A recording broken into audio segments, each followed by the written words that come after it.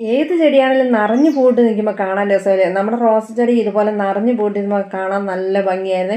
ഇപ്പം മൊത്തത്തിൽ ഏകദേശം ഒരു ശോകമുഖമാണെന്ന് പറയാം. കാരണം അവിടെ ഇവിടെ ഓരോ പൂക്കളൊക്കെ ഉള്ളൂ.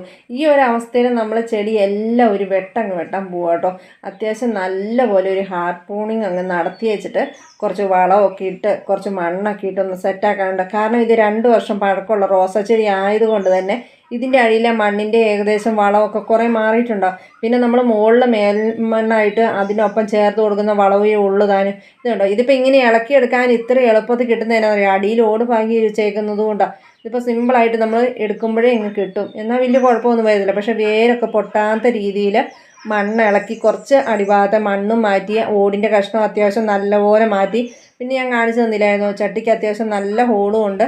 എന്നിട്ട് നമ്മുടെ മോൾ ഭാഗം ഒന്ന് നല്ലപോലെ ഇളക്കി കൊടുക്കണം. 10 ദിവസം മുമ്പ് ഞാൻ മുട്ടത്തൊണ്ടിൻ്റെ പൊടി ഇട്ട് കൊടുത്തിട്ടുണ്ടായിരുന്നു. അതിനെക്കുറിച്ച് ഞാൻ പറയാം. ഇതെന്തായാലും പറഞ്ഞു തരാം. ഇത് വേപ്പ് മിണ്ണാക്കും എല്ലുപൊടിയും കൂടിയാണ്. അതിനൊപ്പം തന്നെ ഞാൻ ലേശം രാസവളം കൂടി ഇട്ട് കൊടുത്തിട്ടുണ്ട്. ചെടി ആരോഗ്യമായിട്ട് വരാനും അതിനൊപ്പം തന്നെ വേറെ കീടാണുങ്ങളുടെ പ്രശ്നങ്ങളൊന്നും വരാതിരിക്കാനും വേണ്ടിയിട്ടാണ് ഈ എല്ലുപൊടിയും വേപ്പ് മിണ്ണാക്കും ചേർക്കുന്നത്.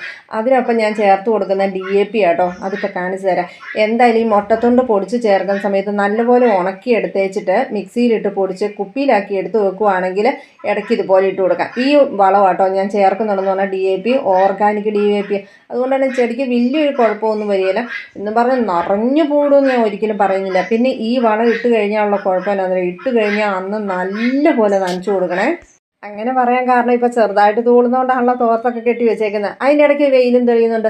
അതുകൊണ്ട് നമുക്ക് ഒരിക്കലും കാലാവസ്ഥയെ വിശ്വസിക്കാൻ പറ്റില്ല. ചെറുതായിട്ട് തൂളിയിട്ട് കാര്യമില്ല. അത്യാവശ്യം നല്ല പോലെ വെള്ളം ഉണ്ടെങ്കിൽ മാത്രമേ ഇങ്ങനെ വളമിട്ട് കൊടുത്തു കഴിഞ്ഞാൽ, ഇല്ലെങ്കിൽ 2-3 മണിക്കൂർ കൊണ്ട് തന്നെ ചെടിക്ക് ഇലയ്ക്ക് പെട്ടെന്നൊരു വാട്ടം വരും കേട്ടോ. അതുകൊണ്ടാണ് നല്ലപോലെ നനച്ചു കൊടുക്കണമെന്ന് പറയാം. ഇങ്ങനത്തെ വളമൊക്കെ ഇട്ട് കഴിഞ്ഞിട്ടുണ്ടെങ്കിൽ ശറപറാന്ന് കാടങ്ങ് കയറും കേട്ടോ. ചെടിച്ചട്ടിക്കുള്ളിലല്ല, ചെടിച്ചട്ടിയുടെ പുറത്തും. 15 ദിവസം പോലും ആയില്ല. അതിന് മുന്നേ അവസ്ഥയാട്ടോ ഇപ്പോൾ ഈ കാണുന്ന. നമ്മൾ വളമിട്ട് കൊടുക്കുന്നതിൻ്റെ ഒരു പകുതി ഭാഗമെങ്കിലും മണ്ണും അതുപോലെ കാടുമൊക്കെ അത്യാവശ്യം വലിച്ചെടുക്കുന്നുള്ളൂ. ബാക്കിയേ നമ്മുടെ ചെടിക്ക് കിട്ടുന്നുള്ളത് തന്നെ. അതുകൊണ്ട് തന്നെ അത്യാവശ്യം നല്ലപോലെ വളം ചെയ്ത് ഇതുപോലത്തെ പരിപാടിയൊക്കെ നടത്തി കഴിഞ്ഞാണല്ലോ ഒരു മാസമൊക്കെ കഴിയുമ്പോഴത്തേനും പൂക്കാനാണെങ്കിലുള്ള ചെടി പൂത്തിട്ടുണ്ടാവും.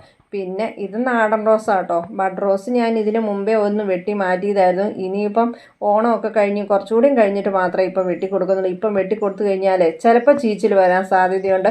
ഇനിയിപ്പോൾ അടഞ്ഞ മഴയൊക്കെ എങ്ങാനും വന്നിട്ടുണ്ടെങ്കിൽ തന്നെ നിങ്ങൾ ഇങ്ങനെ വെട്ടി കൊടുത്തിട്ടുണ്ടെങ്കിൽ ഒന്ന് സൈഡിലേക്ക് മാറ്റി വെച്ചേക്കണം കേട്ടോ. അല്ലെങ്കിൽ ചെറിയ മഴയൊക്കെ ആണെങ്കിൽ കുഴപ്പമില്ല. ചെടിച്ചട്ടിക്ക് വലിപ്പം പോരാത്തതുകൊണ്ടാണ് ഇപ്പോൾ ഈ ഓർക്കിഡിന് ഒരു മഞ്ഞ കളറിന് വരുന്നത്. കാരണം വേര് നിൽക്കാനുള്ള സ്ഥലം പോലും ഇല്ല.